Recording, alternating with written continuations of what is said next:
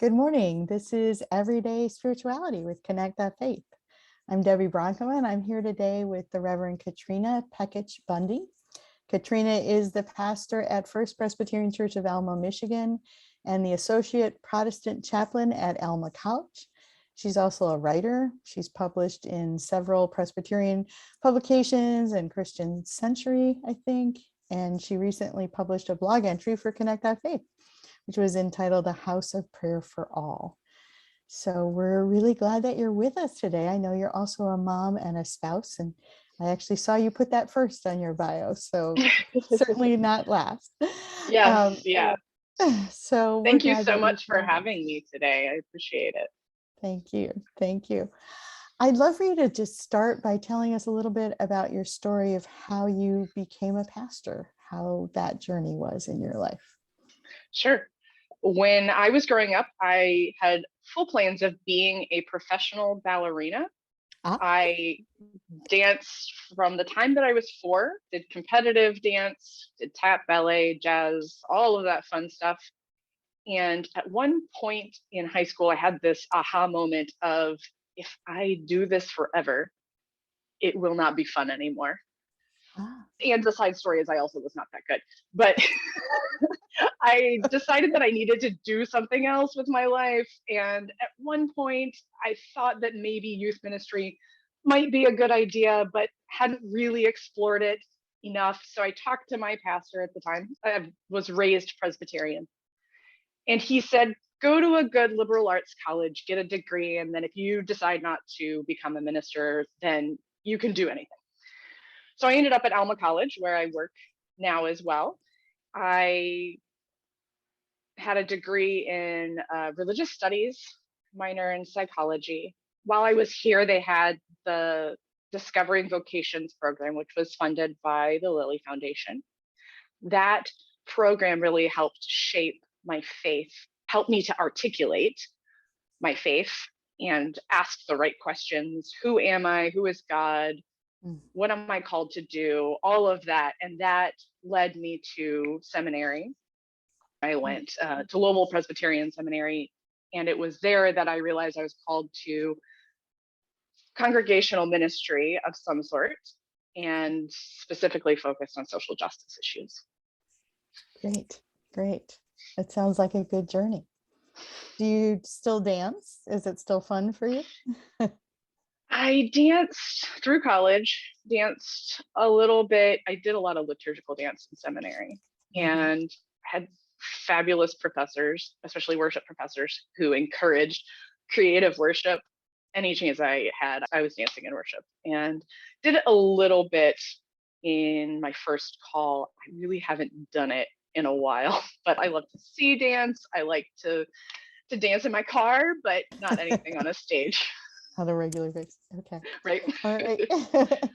So how does the chaplaincy part fit into your sense of call at this point? Yeah. So I was at my first call for 10 years, which is a long time for a first call. Yeah. They were a fabulous congregation. I really loved being there, but it was time for something new. It was amid pandemic, and I was looking for something different. I have long felt that the church is changing, has been changing. I think pandemic sped it up a little bit. The church has to look different. I don't have the answer for exactly what that looks like. I think it's different for each congregation and each community.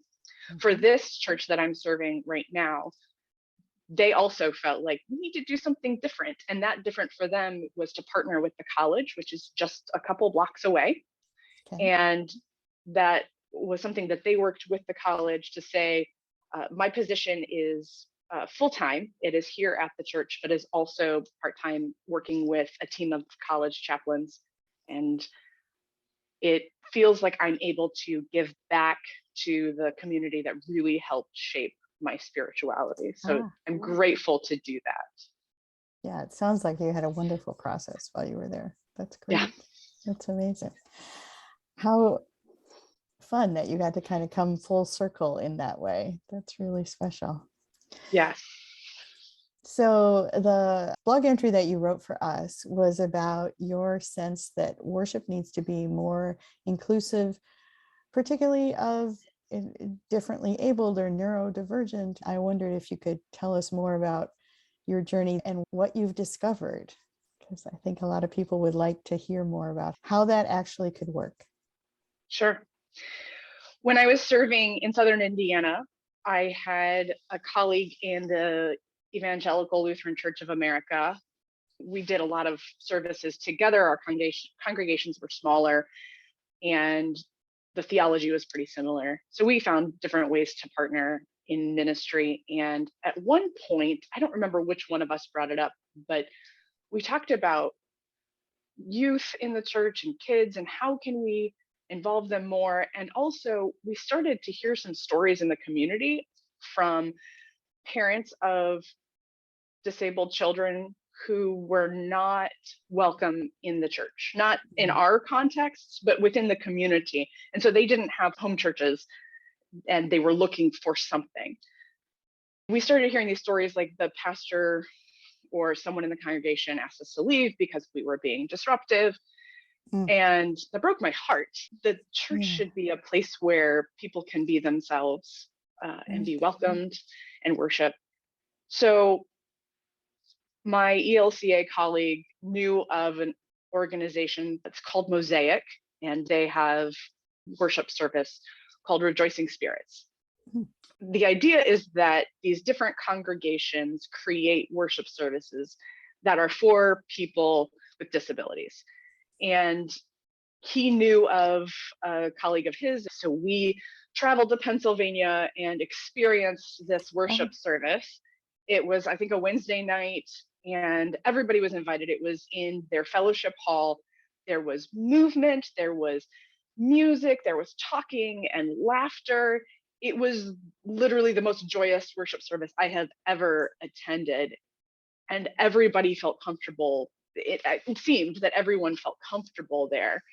And I thought, this is church. This is church where people can be themselves and not worry about, oh, I'm being too loud, or I have to act a certain way. So the Rejoicing Spirits organization requires a feasibility study. So we connected with different organizations in the community, talked with different people to see, is this something that we could do? And this was all pre-pandemic too. So the world looked a little bit differently then. At the same time that this was happening, my son was diagnosed as autistic. And it felt even more of a personal draw that this needed to happen, that we needed a space for people to be able to be themselves and worship comfortably in church. So that's a journey you were already on. Wow. Yeah.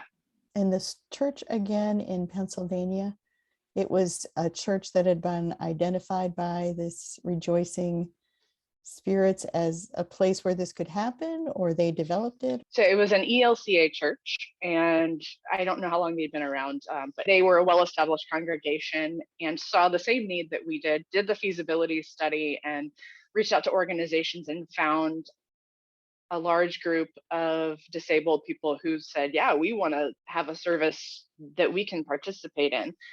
I feel like I need to say, like, the fine print here is, I wish that Sunday mornings could be that worship service, right? I wish that it wasn't a separate service. And I think that for some people, they love that separate service, but some people want to be all together. The struggle, I think, is that churches are not known for change. To change traditions, even accommodating space, like taking out a pew for a wheelchair or creating a ramp, can seem like a really big change in a sanctuary. And so we thought, we're going to create a space now. Also, go to those churches, go to those places and say, we need to make our congregations, our churches, more accessible. Okay. But that can take a long period of time. And so at the same time, let's also have this space where everybody is welcome.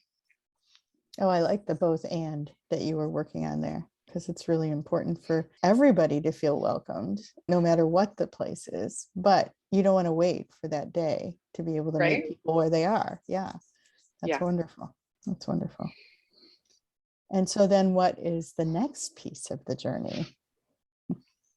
The next piece of the journey, I am still new to this call. I started here in August of last year, and I have been working especially with diversity, equity, and inclusion on campus. They already have a great program and great advocates on campus. And so I'm jumping in to see how can I help. The chapel that I serve at on campus was recently renovated, and it is now physically accessible. There's an elevator. Okay. Before, it was not accessible physically. I also think for me, it's not just fighting for the physical changes to the building. Those are the more obvious, the more visible ones, and the ones that typically the ADA say, this is our baseline, right? Mm-hmm. To me, that's sort of the bare minimum. There are also things to think about, like sensory overload. Are the lights too bright? Is the sound too loud? Are there other pieces that people who are neurotypical just take for granted that might overwhelm somebody else? So I try to see those different pieces and listen to disabled voices to have a better idea of what can we be doing better in the church. Okay,